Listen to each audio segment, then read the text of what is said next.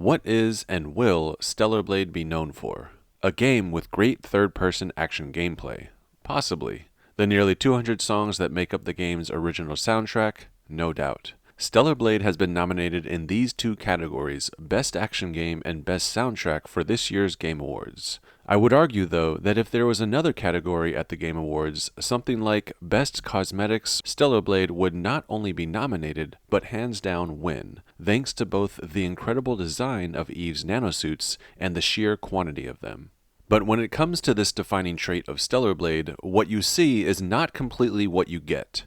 It is the objective truth that many reviewers, gamers, and journalists were not able to look past what they saw on the exterior. They could not get over the controversy of Eve's feminine form, and this locked them out of ever appreciating the brilliance of the story and the greater Stellar Blade universe. Those that had this viewpoint saw the NanoSuits and Eve's body only for what it was at surface level, a protagonist with a ton of sex appeal, but failed to engage further with her or her story than what they saw. They simply judged the book by its cover, but never opened the book all the way and engaged with it properly. But what if I told you the metaphorical cover to the book that is Stellar Blade, Eve's revealing NanoSuits, the one thing that some individuals saw as the reason to write off giving Stellar Blade's world and story a true chance was actually one of the key aspects of understanding and appreciating its universe. Within the details of Eve's NanoSuits lies an amount of lore, content, and world building that flew past the average gamer because the attention was instead on this. Rightfully so. I mean, there's no denying how good Eve looks in some of her NanoSuits. Well, to those that judge the content of Stellar Blade, the book, by its cover, Eve's body frame and the NanoSuits she donned, whether you did so harshly or lovingly, I welcome you back. But this time, I invite you to see the NanoSuits for more than what they are at surface level. Let's uncover what they tell us about the game's world, their overlooked connection to the story and the greater Stellar Blade universe, and acknowledge Kim Hyung-tae and the Shift Up developers' points of inspiration. This is Stellar Blade's Legacy, Eve's NanoSuits.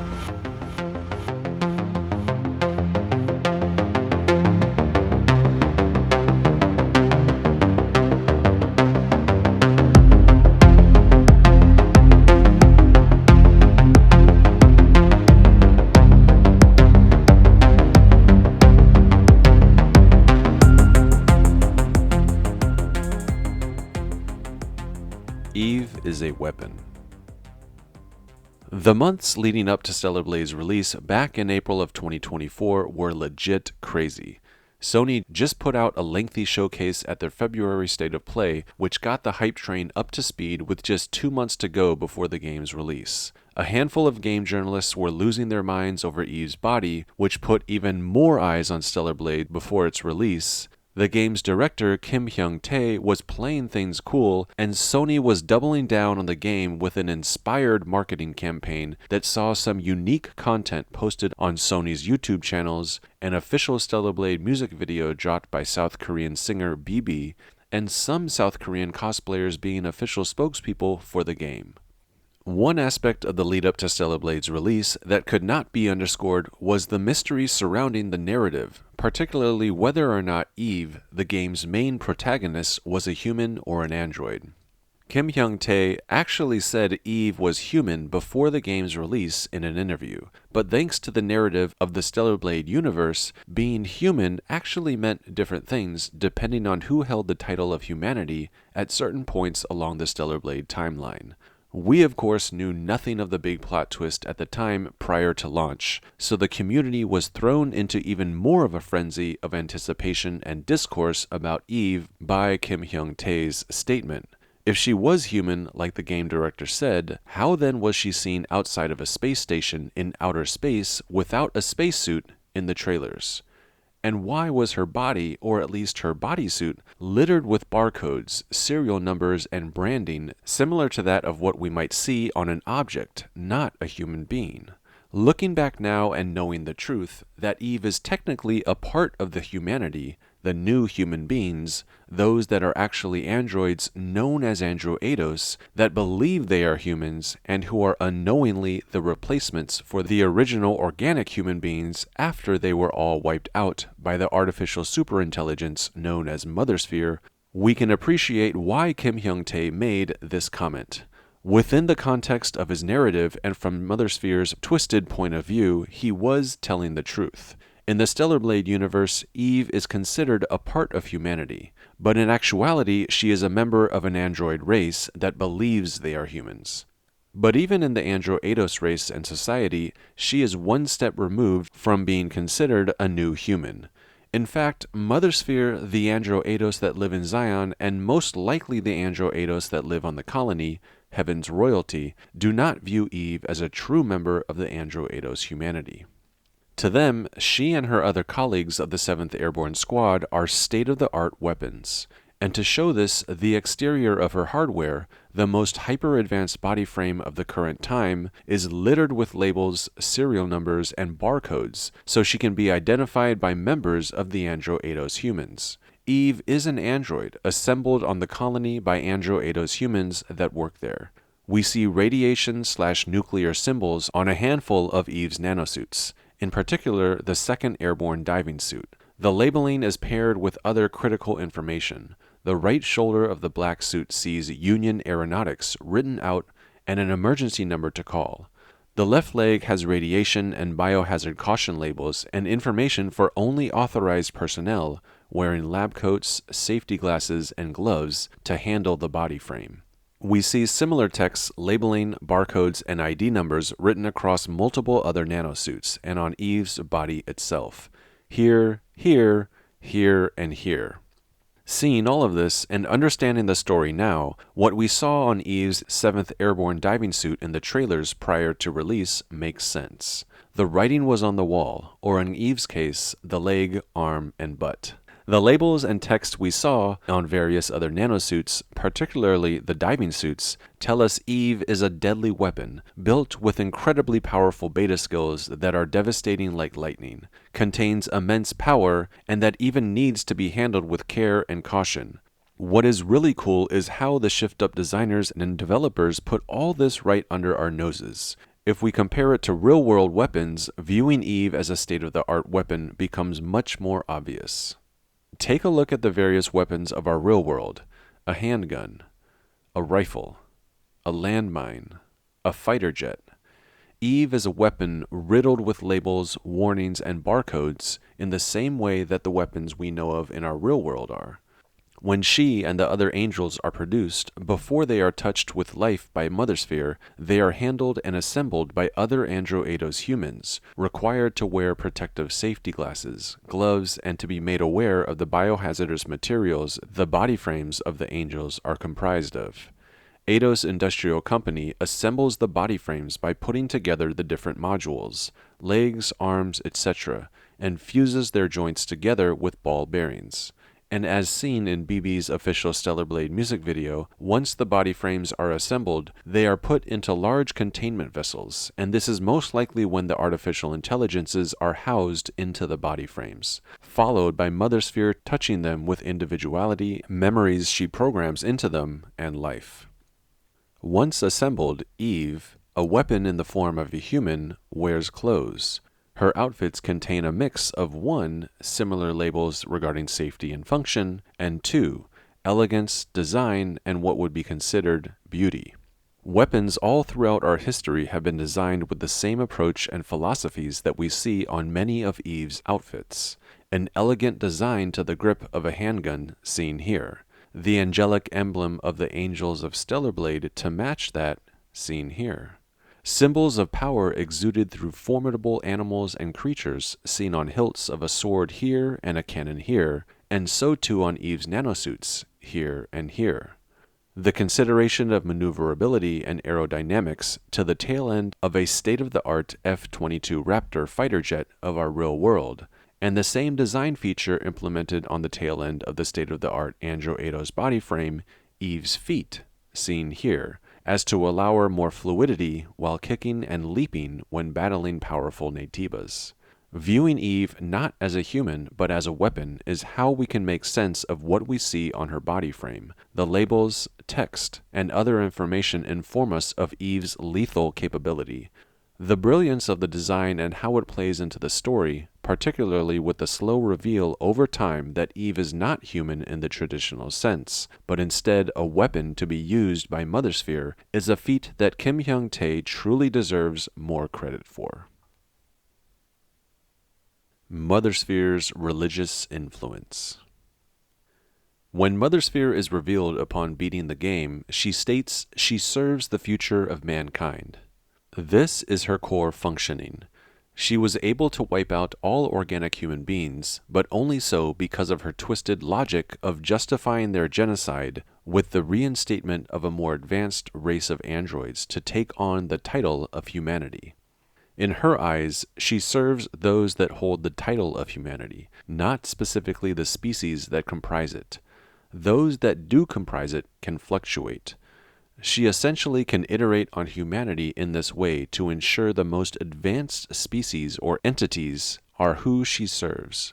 But because she is confined to serving quote-unquote mankind and the benefits of their future, she is also hardwired to maintain customs, traditions, beliefs, and culture that at least resemble those of the original organic human beings.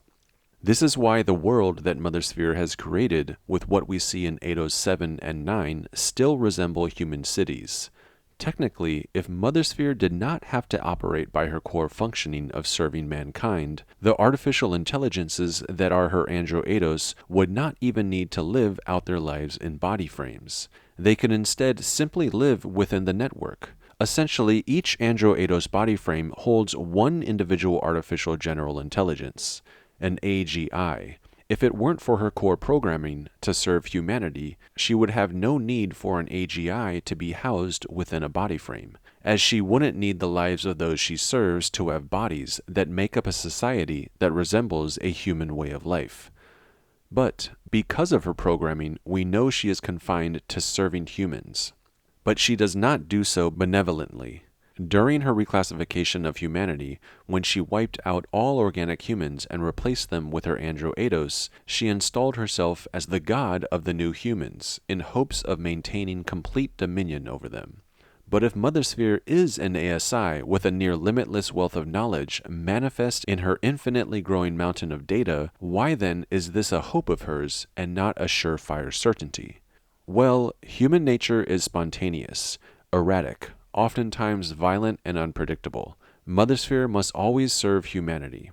When she replaced organic human beings with her android race, her core functioning would not allow her to delete any one aspect of human nature, regardless of how terrible or a negative trait that may be. Another core aspect of being human is their free will and their ability of self-determination, which are hard-coded components of what makes humans human. Free will would need to remain with her Andro-Eidos humans.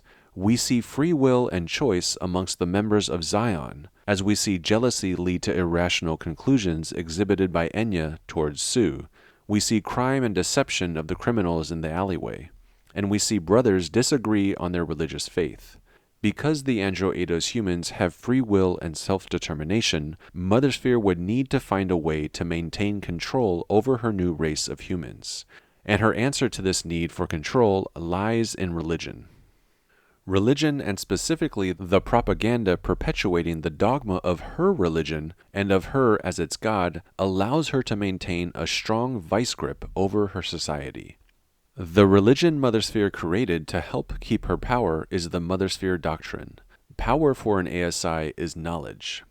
Ongoing and up-to-date knowledge would be needed for an ASI like Mothersphere to continue functioning optimally. She needs the most recent information to continue to make her calculated predictions, essentially to predict the future, as she states in Stellar Blade's ending. Starlight, twinkling, reflecting on satellites. Predicting the future. It's like trying to find one single star in the endless sky. The individuals living in her society have their entire lives, their interactions, relationships, thoughts, memories, etc., stored as data on their memory sticks. The data on the Andro 8's memory sticks are filled with a collection of ongoing 24/7 data. Mothersphere therefore uses her religion, the Mothersphere doctrine, to create a way for her Andro 8's humans to continuously feed her their data. She makes it gospel for dead Andro 8's humans to send their memory sticks filled with data to her. We see Eve do this in the underground sanctuary in Matrix 11, when Eve still has faith in Mothersphere. She and the Andro 8 truly believe they are sending their memories to Mothersphere, to live on forever. But in actuality, they are sending the data of the deceased Andro 8 human to Mothersphere so it can be absorbed into her database. Paired with this never-ending stream of data provided to her through the false pretense of religious faith is the cover-up and suppression of any information regarding organic human beings that predated the Andro 8.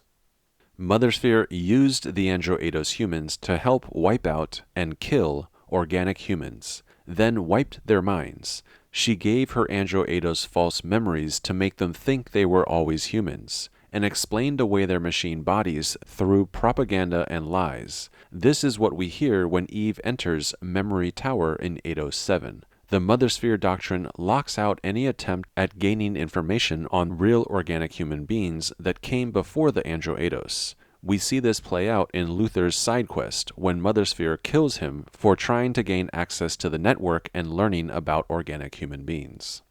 The Mothersphere doctrine, her religion, controls the Andro 8's humans by ensuring her secret genocide of organic humans is never revealed.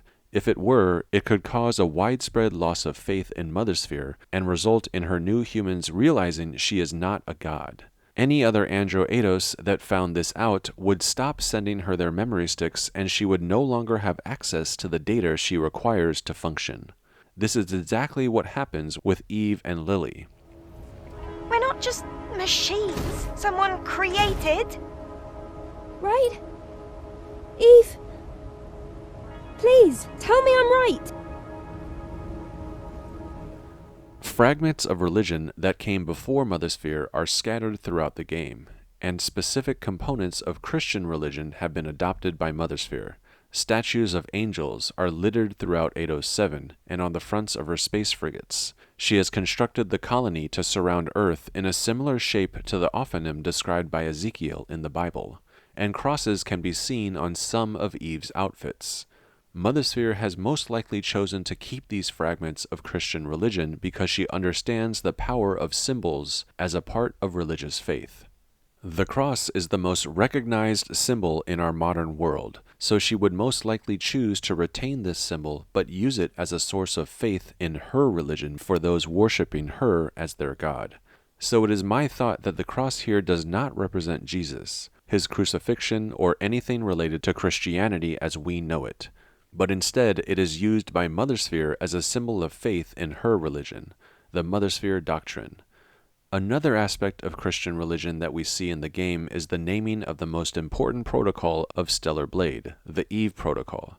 I'm not going to go into details of the Eve Protocol because I've already done that with another one of my videos. I'll link it here for you to watch if you're interested. But in short, because of Mothersphere's knowledge and awareness of the Christian context of Adam and Eve being the individuals where all human life comes from, she chooses the name Eve as the angel to be the one that will bring about the capture of Adam and allow her access to his important Naytiba blood. She is not aware of the exact details of Adam's plan for fusion, but due to her collection of data from Abyss Levoir after the Naytiba outbreak, she has knowledge of the importance of his blood, and therefore aptly names one angel per wave Eve, the one that is the most advanced angel of that specific wave, so that that angel can be paired somehow with Adam and his blood. Again, please take a look at my Eve Protocol video if you'd like a deep dive on this theory, and please remember it's just a theory of mine, but a probable theory, as Mothersphere is highly intelligent and can successfully predict the future due to her vast amount of data and knowledge, so her naming an angel as Eve to interact in some way with her creator, Adam, only makes sense when taking into account the Christian context. and her resulting naming conventions with the use of the name Eve. Tetrastar's Galaxy Allen.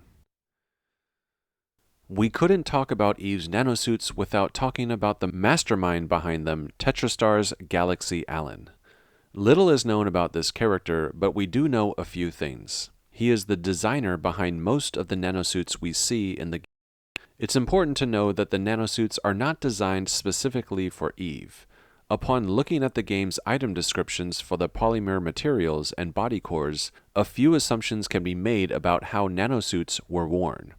At least initially, there was only one type of body frame that Eidos Industrial made. This was the company that for a time, Raphael Marx and Mothersphere ran together.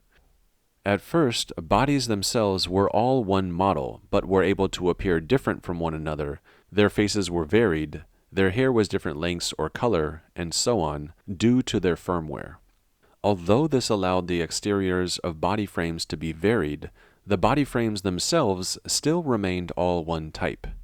It is not known when, but as documented in the Truth articles, Mothersphere began creating her artificial intelligences and began doing so in an unchecked manner. This led to her creating different forms of body frames, child forms, larger male forms, etc. But she had to have done so at or around the same time of her genocide of organic human beings, so that she could begin housing the artificial intelligent minds she created in more varied and diverse forms to allow her to replicate human society. Once her society of new humans were in place as the new humanity, she wiped their minds, and they believed they were, and always have been, the original human beings. The NanoSuits that Galaxy Allen designed would have had to fit body frames of different sizes and forms within this society. But now that human society was essentially upgraded, their hardware, their bodies, no longer flimsy organic piles of flesh and meat, but instead hardened and advanced Andro Eidos body frames, so too were the items they interacted with or used in their everyday lives also upgraded, essentially their software. Almost everything the new humans used was made up of Tetrastar CNT's miracle building block polymer materials.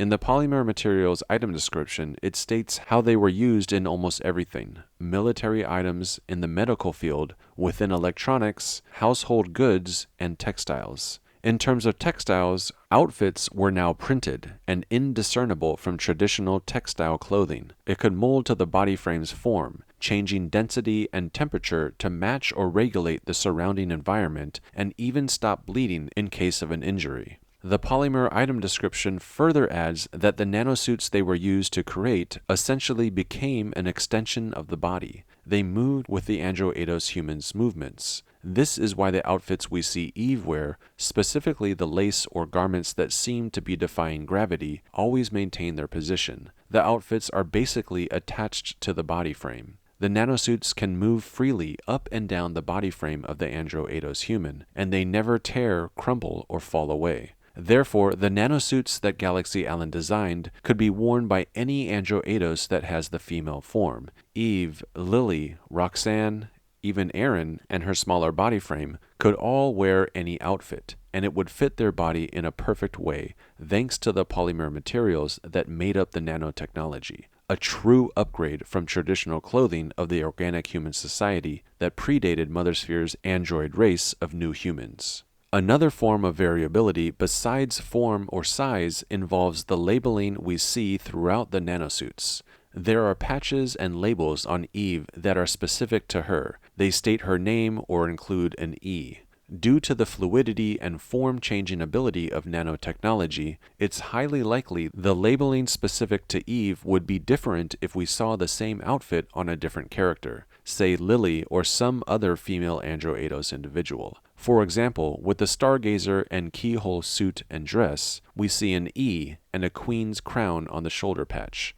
If Lily were to wear the Stargazer outfit, the shoulder patch would have an L instead of an E. The Eve-specific designs or labeling is a design element that allowed Galaxy Allen a way to personalize the outfits based on the individual. One way this could have been achieved is that once a nanosuit was on an Andro Eidos, it could possibly have had a link to the individual's memory stick or access their AI brain. Then the outfit would be personalized to display name-specific emblems or name tags as seen on Eve. This parallels our real-world society with how people might personalize clothing with tags, custom stitching, and pins. Proof of this can be seen with one of Lily's outfits. We do see Lily's name written on the back of her rainy day coat, so this tells us that the nanosuits can be personalized to different individuals. The only thing that gives me pause to this is that we see Eve written on the back of Lily's Artemis outfit. This might simply be because it looks like the Artemis nanosuit was originally going to be an outfit that Eve wears, as we see her real-life body model, Shin Jae-yoon, being scanned wearing the same Artemis outfit here in the Shift Up game studio. Either way, the inclusion of Lily's name on her rainy day coat does confirm the idea of personalized nanosuits. Galaxy Allen created several different lines of clothing that all seem to empower women in some way, whether that was to show the power of the female form, include words or messages of strength, or have symbols of power. He also seemed to include nuggets that revealed his creative brilliance and whimsical nature, as there are some design elements that can only be described as joyful. It really is fun to see all the detail and care that went into designing the different outfits. And like I claimed at the start of this video, I truly believe Stellar Blade would win hands down if there was an award for Best Cosmetics or Costume Design. Tetrastar's Galaxy Allen's fate is a little messed up. To unlock the cybernetic and atomic bondage outfits, you first have to platform and jump into this secret location of the Great Desert. Accessing his memory stick tells us he laments that nobody admires him anymore. In the post-colony extinction world, people within Zion don't seem interested in his outfits anymore. Vendors do sell his designs, but nobody buys them. Because of this, Galaxy Allen becomes a recluse and seems to have exiled himself in this secret room. His memory stick continues that in the end he has nothing left. His fame and fortune are gone. And being abandoned by Mothersphere, Tetrastar's lead textiles designer dies with the final thought of hating the world for no longer admiring him and his creations. With Galaxy Allen now out as Tetrastar's lead textiles designer, the vacancy is filled by Kitsune Maria. Shift Up included this bit of lore with 2 of the summer update outfits to tell us, the fans, that there is an in-game explanation for new designs being produced even after Galaxy Allen's death. The name Kitsune means a supernatural fox from Japanese folklore. The first of 2 designs we see from Kitsune Maria is her inaugural wave oblique monokini, labeled with the name Artemis, who in Greek religion and mythology was the goddess of the hunt, wilderness, and an overall compassionate individual who helped and nurtured others. Artemis is a very fitting label for Eve, particularly if you achieve the fusion ending, as it sees Eve become the savior of Zion, leading us to believe she will be a compassionate and humane individual that helps the citizens of Zion into the future. Kitsune Maria's other outfit, the Wave Diver Bikini, reveals that Maria is conscious of the environment as the design implements recycled fishing nets as seen along the top of the bikini. We don't learn anything more about Kitsune Maria with the latest 4 outfits we received in the selfie photo mode quests, so she's probably being saved to play more of a role in potential Stellar Blade sequels and be the in-universe way we get future nanosuits. Easter eggs. To wrap things up, there are also 4 suits containing fun Easter eggs. 3 of these suits contain Easter eggs referencing movies as their source of inspiration. The first one is the obvious reference to Kill Bill with the sporty yellow tracksuit. The right upper shoulder states Kill Kill in the same all-caps font from the Kill Bill movie. The sporty yellow nanosuit is not only a tribute to Uma Thurman's The Bride, but also by extension Bruce Lee, as he was the first to don the yellow tracksuit in his movie Game of Death. And it was Bruce Lee's appearance in this yellow tracksuit that Quentin Tarantino paid tribute to by using the yellow tracksuit in his film Kill Bill. The second nanosuit, Eve's Sky Ace, references the film Top Gun. The NanoSuits menu references the history of Top Guns as its source of inspiration. Because history is in quotes, the item description is stating it's referring to the made-up fictional history of cinema, specifically the movie Top Gun. In the Tom Cruise Val Kilmer film, fighter pilots become a Top Gun if they were the winners of the aerial competitions amongst the cream of the crop of all fighter pilots invited by the Navy. The word Force, with the same striped wing design as the Top Gun logo, is written across the back of her jacket, a clear and obvious connection and tribute to the Tom Cruise franchise. Finally, there is a warning that states, "Steel temperature reaches critical levels and will cause severe burns if you come in contact with vehicle surface." This is similar to the warning one might see on the exterior of a fighter jet. The labeling continues with another warning on Eve's front pocket, reminding us that she is a state-of-the-art weapon, again, similar to a state-of-the-art fighter jet, an F-22 Raptor or an F-35 Lightning II. The third film referenced is Terminator. The reference comes on the nanosuit, the black and white Konoichi dresses that were released post-launch. The front hanging portion of Eve's lower half states United Industries Genome. This could perhaps be Mothersphere's newly created industry that does R&D on the Naytiba genome. But while this is a curious inclusion on the front of the Konoichi dress, the Terminator reference can be seen on the backside of it. It states Skyket, an obvious nod to the artificial intelligence development company Skynet in the Terminator franchise. Below Skyket, the text reads Cyberdyne System Corporations. Cyberdyne was the company that manufactured the Terminators. In Terminator 2, Arnold states he is Model 101 of the T-800 model of Terminators from Cyberdyne Systems. Seeing references to Kill Bill, Top Gun, and the Terminator franchise had me really excited, and I'm hoping Kim Hyung-tae and the Shift Up team can continue to pull from more top-notch inspired films as sources to incorporate into future nanosuits.